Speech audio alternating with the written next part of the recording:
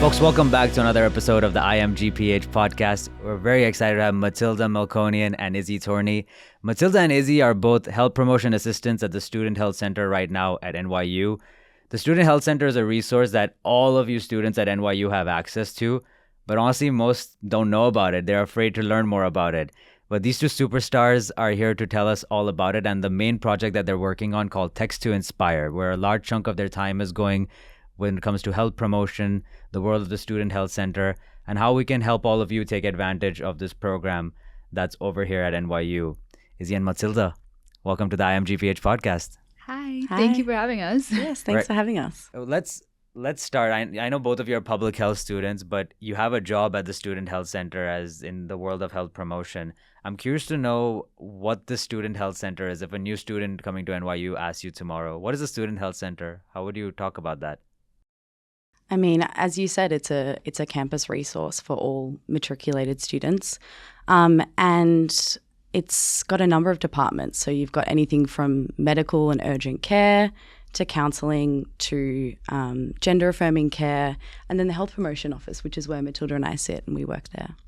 Yeah, it's interesting because it has so many different services, and students can look more into it online to understand what their insurance really covers. So that varies student by student, but what for certain it offers for all students regardless of insurance coverage at no cost or reduced is counseling, and then there's an urgent care center. And as Issy was saying, the health promotion office, all of our services are entirely free. So what makes students in your experience not know about this place, or what have you noticed about students and their relationship with the health center? I would say that a big barrier for students is just navigating the insurance situation. It can be really complicated, I think, and I feel like that can be a little bit intimidating. But what I would say is that the information is online, and you can always call the Student Health Center to understand a little bit where you fall. But I think the students interact more with the Student Health Center than they think they do. Mm-hmm. So for example, the health promotion office, students interact with them every day. Because we have a really big Instagram presence. All the free menstrual and safe sex supplies that you see on campus is actually from the health promotion office. Yeah. I think also if you're an international student, there's a lot going on when you first arrive, and maybe understanding the Student Health Center and all its departments isn't your priority, and that's totally fine. It definitely wasn't mine first arriving. And there's so many services at NYU as well. So it's kind of one of those things that isn't a priority, and maybe it's not your typical insurance setup, not your typical kind of what you're used to back in your home country as well. So it's a big thing to kind of try and understand. And I think even working there, we're still trying to understand it, and we're still discovering new services every week. Yeah. This thing, health promotion. How would you describe health promotion? So for the people to understand. Yeah, health promotion is a lot like health education. The two can be very synonymous. The idea is basically to educate and give people the knowledge and kind of what we call a toolkit of information to be able to make your full autonomous choices, fully informed decision about your health behaviors. So regardless of where you are and what you're doing, you can always make the best choice for yourself and your health. So, harm reduction, obviously students can engage in alcohol and stuff like that. How can you do that safely and stay as safe as possible? So that's kind of the basic idea of health promotion. Yeah, I think we both really like this idea of the toolkit, and it really depends on your surroundings, what you have in that toolkit. And kind of how you interact with health, and that toolkit helps you interact with the healthcare system and make informed decisions, not just about health, but about everything in your life. So it's a really important kind of, powerful toolkit. This toolkit, Student Health Center, health promotion, most of your time is going into this project called Text to Inspire, which a lot of students are going to learn about when they watch this episode, and it's probably going to be all around NYU. So I don't want you to give a Shark Tank pitch, but what does it look like? How would you describe this Text to Inspire program to people? It's a free confidential texting program for students. So basically how you begin to engage with it is you text the word inspire to a phone number, and it starts to send you text messages 2 to 3 times a week that were entirely formulated by students in past semesters. So the idea is that you are receiving a message it's confidential. The person who wrote it is confidential. It's all automatic. But the message inside of it has some sort of like advice on going to NYU, living in New York City, studying. We send out song recommendations for like relaxation, meditation playlists. So the idea is basically to show students like maybe you're not interacting with people every day. Maybe you're lonely or whatever it is, but there is someone that relates to you and is like checking in on you. Yeah. And I like this idea of confidentiality because we collect across like previous semesters and we continue to collect it. We collect responses in person. So we have various prompt cards relating to whatever time of the year it is for students, whether it's finals, the start of the year. At the moment, we're collecting prompts for summer as well. And students fill these out, give them back to us, and then those are turned into the text messages. So it's very much by students for students. And it's something that's ever changing and adapting because, you know, sometimes we're tabling at Tandon, sometimes we're tabling at GPH. We get students, we get the views of students from all over NYU and then put them into these text messages. And we get lots of different kinds of song recommendations as well. So, yeah. How did this thing come to life? It came to life at the Health Promotion Office, and I guess through a passion for wanting to connect people. You know, social media is so intense at the moment. So it's a way to connect people through their phones, but not on social media. So it's like a friend texting you, kind of checking in. Yeah. And I think that what they saw also, especially like in light of the pandemic, was a lot of students were reporting that they were feeling really lonely. Like there wasn't a sense of connection between students, like a lot of feelings of like, oh, I'm the only one, like no one relates. And so there was like this need to kind of show students like, no, like we all do relate, and we can all still like be there for each other. And like Issy said, without putting them into like another social media trend or being like, you have to follow this account. So you don't need social media. You don't need a smartphone. You just need a number. And that's enough. What is the student experience for this? So you have described IU text, but how might this be a utility for a student on a daily basis at NYU? So say a new student comes in, most commonly international students and students from all over the country also face loneliness. I don't know what to do. It's hard to make friends. I'm at home. I have too much homework to do. So how might their relationship with this text to inspire thing formulate? How do you envision that as you see a student like that? Yeah, I mean, I think that there's no Band-Aid fix to loneliness, you know, as much as I think this program is really useful for feeling connection. There are also a number of resources, in particular the Wellness Exchange, which is a 24/7 free service for students to call. But yeah, I think just kind of making sure that people know that there are services for students, and Text to Inspire gives you that feeling that, okay, there's maybe something here for me and someone looking out for me. Yeah. Yeah, and I will say like a lot of the feedback that we get from students is also like actually very helpful in the moment. So you might get a text message one day that's like, are you overwhelmed? Like, have you stepped outside of your dorm room today? You know, like go for a walk. And like actually like tangible solutions for like immediate feelings. Not solutions really, but like some sort of buffer to kind of be like, okay, let me get out of my head for a second and go for a walk. And it'll tell you like literally the students will be like, do you have a planner? Like open up your planner, time your day, listen to some music. Here's like a meditation link. So that at least in the moment, like there is something that students can do about it. It seems like it's a challenge to bring people on from your side to hop onto this program and then continue, you know, hey, join us, contribute to this. It reminds me a lot of an entrepreneurial journey, if I'm being honest. That we've interviewed a few entrepreneurs on this program, and this is like data collection in a way, understanding your customer. Even though our students are not customers, they're people that, hey, we just want you to come to this community and use this space for yourself. You contribute, others contribute. It builds for everyone. Mm-hmm. So what has that journey been like for both of you at health promotion departments? Yeah, so I started on this project over a year ago now. So at the time, the challenge was we don't have the program yet. Telling students like, hey, I promise you we're going to have the program. Can you fill out these prompt cards and give us your opinion, or like give us some feedback to then turn into text messages? So what was really important for us was first to make sure students knew like we're not like another entity that's just like coming here. Like, we are NYU, like we are students and we are the health promotion office, and like we're doing this purely for you, truthfully. Like there's no catch, there's no like ulterior motive really. So just trying to express to students like, this will make you feel better. Like, you ever get a really nice text message from a friend, like imagine getting those completely unpromptedly and not needing, you know, that friend to want to initiate.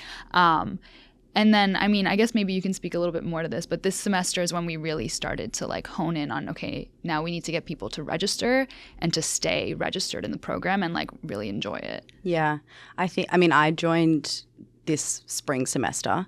So I joined at a phase where it was really like, okay, we need to, like, we have the program, we're committing to this, and how are we going to, number one, let people know about it, and two, get people to sign up, because, you know, that's integral to the success of our program. And also as students, we want other students to know that there's this program out there. So yeah, it kind of was a bit of an entrepreneurial adventure. And it was a lot of adapting to the environments that we were in. So we had some places where Matilda and I have been tabling 3 to 4 times a week for pretty much the whole semester. So it's very much like on the ground work where, you know, at different schools, at different residence halls, where, you know, sometimes tabling out the front of cafeterias, and, you know, telling people straight away, we're from NYU Health Promotion Office. As you said, we're not some other entity, and we're showing you that this is a free service. It's up to you. You can use it if you want to. You don't have to if you don't want to. And I think that's a really big point that we make, is if you think it's useful to your life, then please sign on. And we do have a number of incentives as well that have helped. So when we table at gyms, we do protein bars. We've done a raffle for some of the residence halls. And this is just stuff that like we've come up with at the Health Promotion Office with some of our colleagues to adapt to the different environments that we're working into, which I think is a really big and a really important thing about health promotion, is like really understanding the needs of the, I guess, community that you're working in, and like what strategies you can do to promote whatever behavior change within that community. And yeah, it's been busy. Yeah. Sounds very busy. Yeah. For those of you wondering, this episode is being shot in 2024. So you might be watching this in 2026, and health promotion must be a bigger thing. But notice how the contribution has started. You all are contributing to it. And if you're watching it in 2024, welcome to NYU, and can't wait to see the health promotion stuff. We're not ending the podcast. I'm just putting that on as a segue. I want to ask this question. What is something about the Student Health Center that, since you are tabled everywhere, all across campus, it seems like Student Health Center is your life in a way outside of your degrees as well. What is something about the Student Health Center that you would want people to know more about, that perhaps they don't know about, students don't know about, and what would you like to share with them about that? I think a big one, and we've experienced this when we're at Tandon sometimes as well, is students should know that there is a Student Health Center in the Brooklyn campus as well. There's one at the Brooklyn campus, and there's also one at the Washington Square campus. And so I think that's like the first step of being like, okay, you don't have to be like a Washington Square student or a Brooklyn student to access it. I think another one would be the wellness exchange, is something that I truthfully didn't even really understand. When I first started at NYU, I was like, this is so confusing to me, this whole health center insurance stuff. But the whole time, wellness exchange is something for students that is like more actually like counseling, like straight up counseling, but it's 24/7, it's confidential. You can text them, you can call them. And that's just like, that could just get your foot in the door for the health center if you don't know much about it. Yeah, I think, you know, the number one thing I would say is just to engage. Like, regardless of your insurance, there will be some services for you, whether it's at a low cost or reduced cost.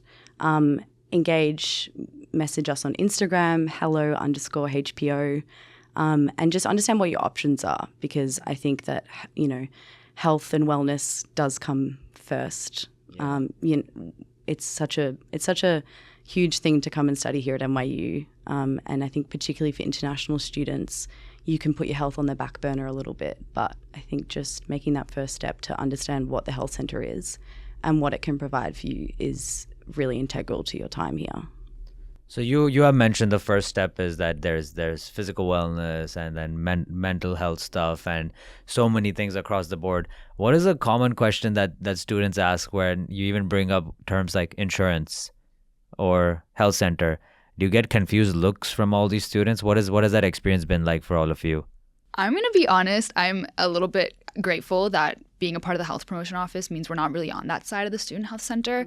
Health promotion is entirely free for students. Like, the services are free, access to our information is free. It really has nothing to do with insurance. So truthfully, I'm pretty grateful that we don't have those conversations too much with students. But we do get a lot of good feedback that students are like, truthfully, I had no idea about the health promotion office, but we really want to engage with them. What can we do? So we get more of that. Yeah, a lot of students we talk to have only heard of us in passing or have just heard of us for the first time. So we get to kind of be the ones to tell them about all of our initiatives.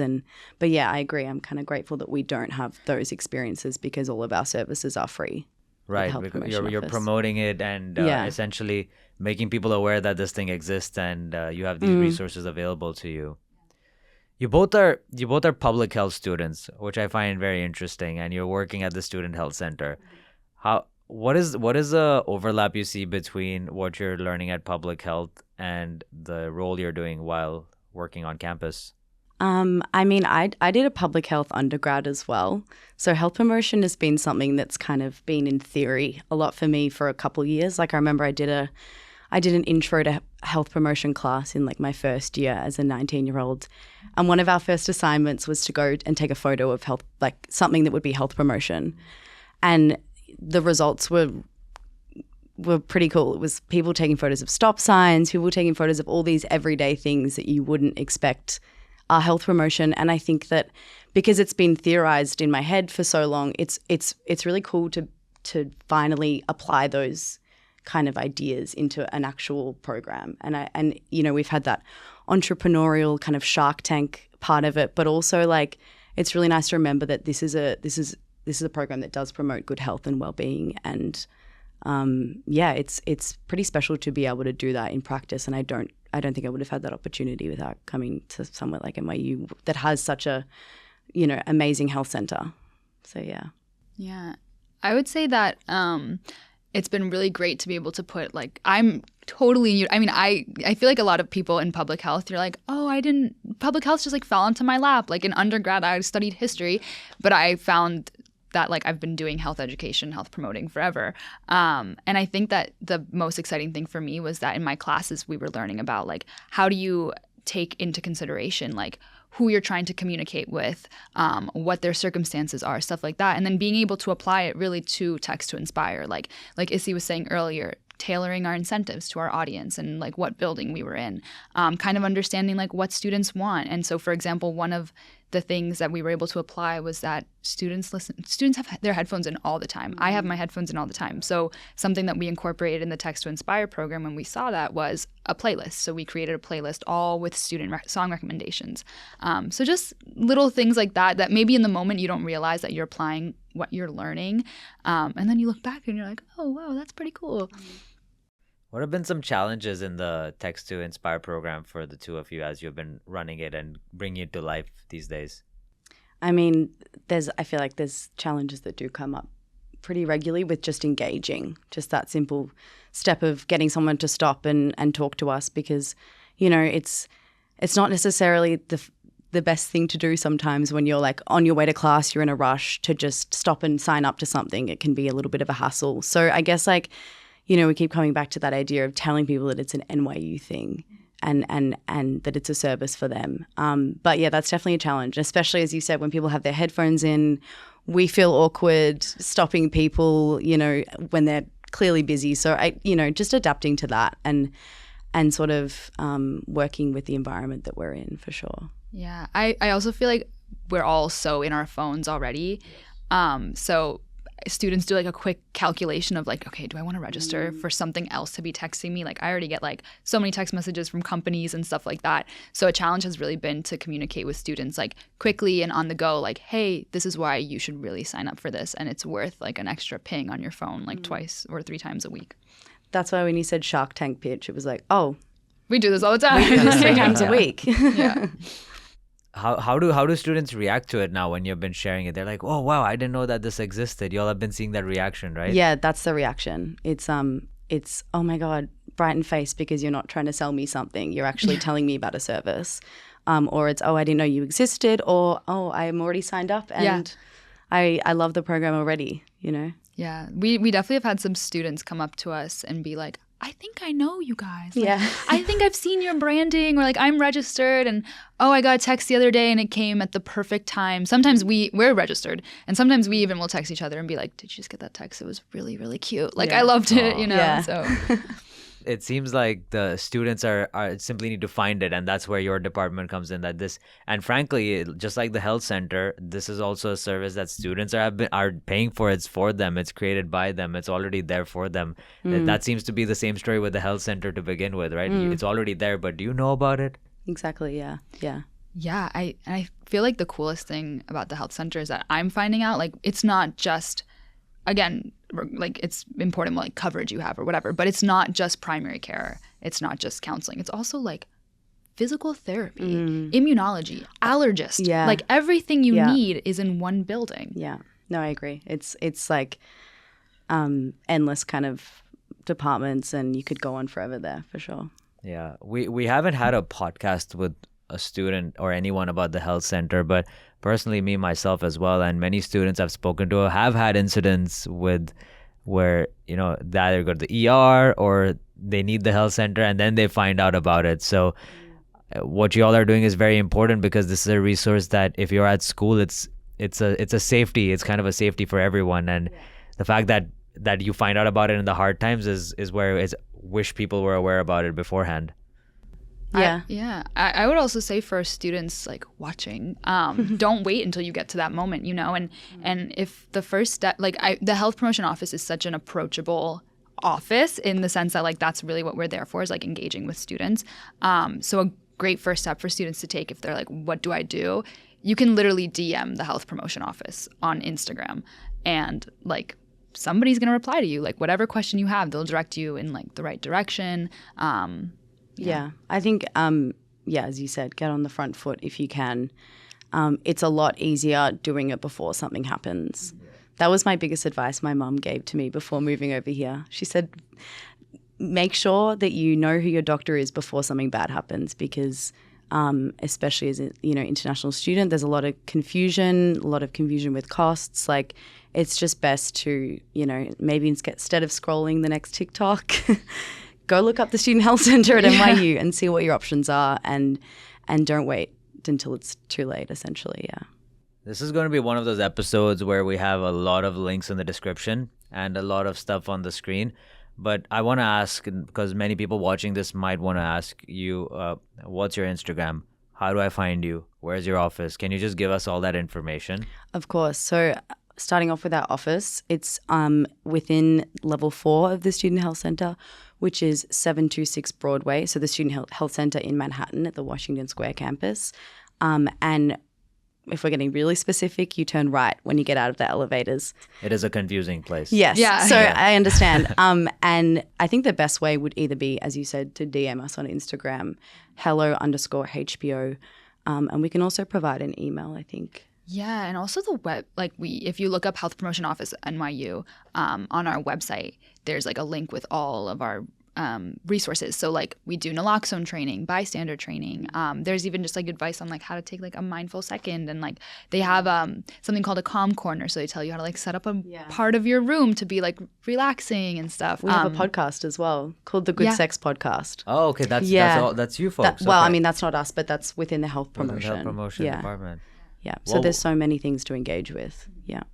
So they're obviously going to share it with us, and we'll put everything in the description for all of you. Lots of information for anyone in the description over here. What would you two, I mean, first off, thanks for all the work you do for the NYU community. Believe it or not, it's helping a lot of people. I've learned a lot myself as well, talking to you two about the health center. But what would you like to leave students with? It might be about Text to Inspire. It might be about the health center. What's next? That's a good question. I would say that there are the resources at NYU, or I can really, truthfully, only speaking for the health promotion office even, like there are the resources to have full like agency over what you do with your life and how you do it. and doing it in a safe manner. Like, it's the health promotion office is a judgment-free zone. So I know I like alluded to it, but we do naloxone training, stuff like that. You know, we have the safer sex supplies. There is, at the Student Health Center, there is gender affirming care. Like, there are the resources at NYU. And I feel like I want students to know that, like, they don't have to be afraid to be like, oh, I don't want to talk about this stuff. Like, no, that's like what we're here for. And I feel like in public health in general, like, you know, we love talking about all the things that people don't want to talk about. But like, there are people at NYU that will do that with you. Yeah. And I think, you know, this is GPH students. We're in health. You know, build that toolkit up. Like, engage with the HPO and sign up to Text to Inspire. Look at what your options are and like what programs we have available, and maybe sign up to one of them. That's kind of what I would leave. NYU is an integrated community. Share it with your friends. Share it with people at the other school as well. It starts with, it's a public health. Oh, yeah. It's an NYU public health matter, and we have to share that with everyone. And our program, as I said, is by students for students. So when you are engaging with it, you're also contributing, which I think is really nice. Well, it seems like I feel like this is one of those episodes where the students are not overwhelmed with information, but they seem more aware. Hopefully, I have a better understanding. Although there is reading to do, there is understanding to do. We'll put all that information in the description. Matilda and Issy, it was awesome having you on this episode. Thank you. Thanks for having us. Thanks for having us. Yeah, thanks for exposing us to the Student Health Center and whatever it entails. And I'm sure students that are coming into NYU for this semester or a following semester are going to get a lot out of what you have created. I hope so. Yeah. All right, folks, like, subscribe, comments, everything's in the description for the Student Health Center, the Text to Inspire program, and we'll see you in the next one. Take care.